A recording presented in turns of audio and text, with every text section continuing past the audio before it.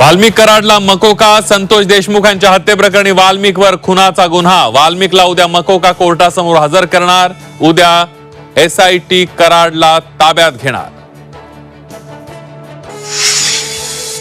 वाल्मिक कराडसाठी समर्थकांचं परळीमध्ये आंदोलन. वाल्मिकच्या आईचा परळी पोलीस ठाण्यासमोर ठिय्या. वाल्मिक निर्दोष असल्याचा समर्थकांचा दावा.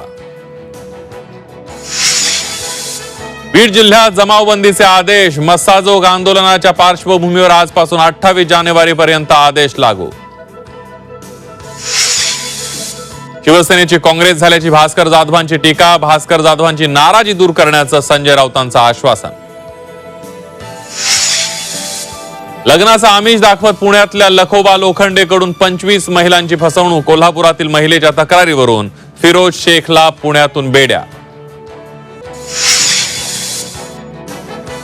नवी मुंबईतील सिडकोचं घर घेणाऱ्यांसाठी आनंदाची बातमी. आता सिडकोचं दुसरं घर घेता येणार. नियमात बदल करण्याचे सिडकोचे संकेत.